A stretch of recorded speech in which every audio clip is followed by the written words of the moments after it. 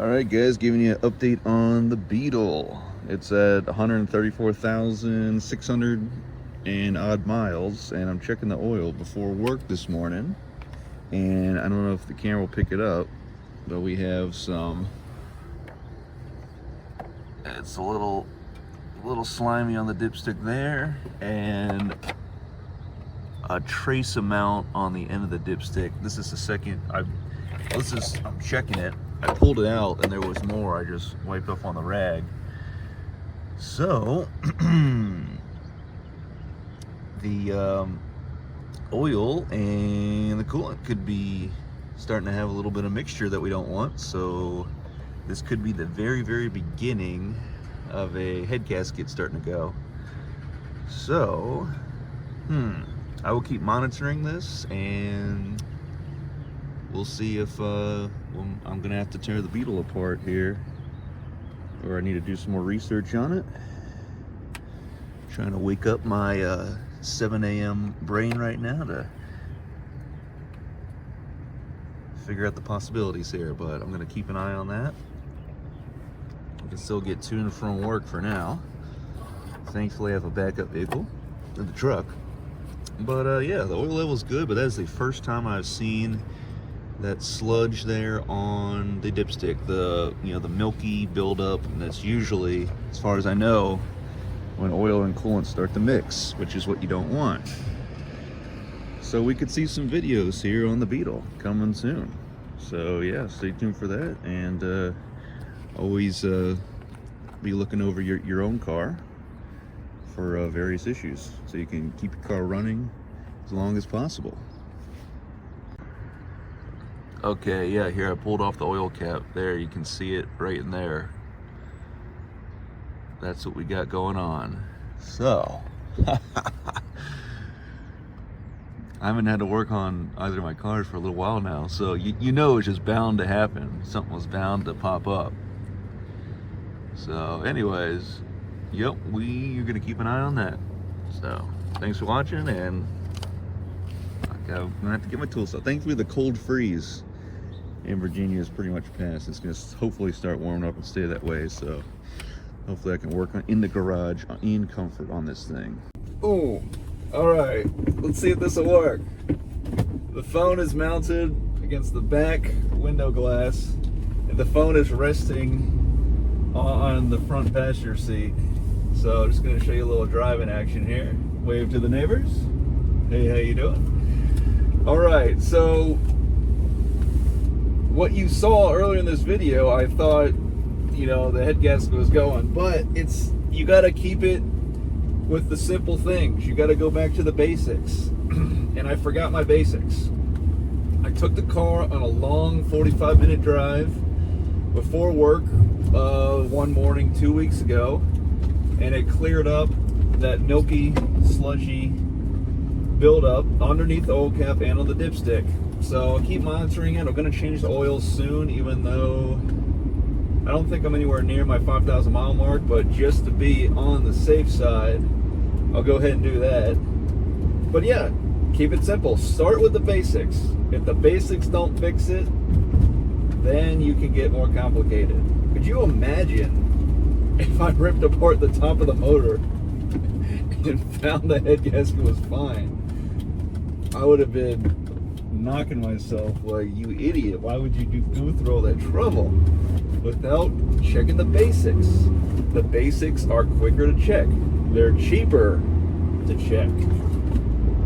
All it cost me was some gas money, which is fine.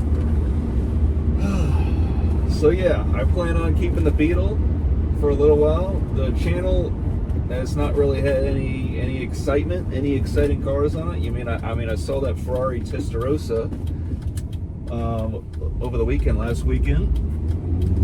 But right now I'm in a phase where I'm just saving up, putting as much money away as I can, working hard, and just trying to figure out what's next before I just go out and buy another sports car. The CarMax 30-day little fun thing, that's over. I think it's down to 10 days now, so I'm not really doing that anymore. I did it thrice. And of course, my local CarMax now gets a 2015 Corvette Z06 with the 7-speed manual. Oh, I would gladly do that over the Challenger Scat Pack or the Shelby the second time. I still am super happy I did the Shelby the first time. Anyways, you can see I'm just going through the gears, and the car is driving fine. I mean, this is still one of the best cars I've had, because I got it for free. I drove it across the country 10,500 miles, and I'm still driving it. So you saw the fixes I had to do. If you didn't, there's the Volkswagen Beetle playlist on my channel if you're curious to see what I did. My little battery hold down that I machined out of some 1/2-inch thick piece of steel, that's still holding up just fine. I even painted it, a little rust prevention. But yeah, I'm at 134,397 miles, and I'm just chugging along. And I'll just keep you updated on how long this car lasts, you know. So it has a little bit of a weird issue when I leave the fan speed in setting 2 and I turn it on the next morning for work. It has a weird noise it makes, but as soon as the car comes down off of the high idle after startup, the noise goes away, so I'm not too worried about it. Yeah, I'm just gonna keep driving the car. Again, it's a Beetle, it's a stick shift, it's a naturally aspirated 5-cylinder engine, an inline 5. I think it's kind of cool because of the quirky nature of it being a 5-cylinder, and the hatchback is still super practical. But there's no reason to try to sell it to get something else, because there'd be so many little things to try to fix. Like the headlight has a crack in it, the headliner is sagging, it's being kind of held up by the handles, and the mirrors here, and the center, this little console thing that's kind of just holding up the headliner. What else needs to be? I mean, it's got some slight leaks on the bottom. You can see oil collecting on the oil pan, and it's a 2009. There's really nothing special about it, but I appreciate it for what it's done for me and how it's still holding up, and for the practicality of it. So that's really my 2 cents on the car. And basically any more life I get out of it is really just bonus for me, because again, I got it for free. So I'm just happy to have a car to get me around and do what I need to do. And then the sports cars are always a want, so we'll get to that later on. We'll see. I still love those Shelby GT350s, as you all know. Scat packs are cool, only in stick shift, of course. I kind of like the LT1 Camaros. It's like a base model car with the V8. But I don't know about that direct injection. I've never owned a car where the fuel system is direct injection, so I'm not sure I'm sold on that. The newer Mustangs, 18 and up, have port and fuel direct injection, so I don't know. It just seems too complicated. So if I were to get a sports car, it'd have to be like a 13 to 17 Mustang GT with a stick. GT350 if I could swing it, but that would take a while. What else do I like? Would I get another 8th gen Civic Si? I don't think I would. I honestly, I think I'm past it. It was cool for the time I had it. I put 25,000 miles on it in, only 2-3 years. But yeah, I think I just prefer a V8 and a stick shift. Really, is what it comes down to. The new Miata, I really like the new Miata, but again, those are direct injected. Maybe I just need to get over this thing I have about direct injected motors and the carbon buildup, and maybe it's actually fine. It's not. Maybe I'm making it up to be bigger than what it is. But the new Miatas, I love them. Apparently they're the same size as the first gen Miatas, which I had 2 of those.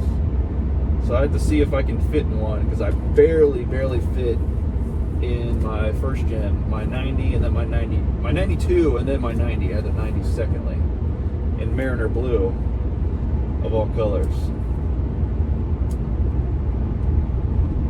So yeah, I think that's where I'm at, and I'm not in any rush to get a sports car. Although it'd be cool to have one on the channel that I could tinker with and work on, and I'm not necessarily looking for one that's pristine. I'm looking for one that's a little rough around the edges, that doesn't need a crazy amount of work, yet I need just some stuff to work on that I can, learn, because I'm always trying to improve my skills as a, shade tree mechanic per se, since I don't work at a dealership anymore and haven't for a long while. And I have no idea how to work on electric cars, so if that's the future, then I'm just gonna stick to gas cars for as long as I can. I think that's all I got for you. So I'll shift into the 5th and cruise on to the gym and the rest of my day. So that's about it, and I'll see you later.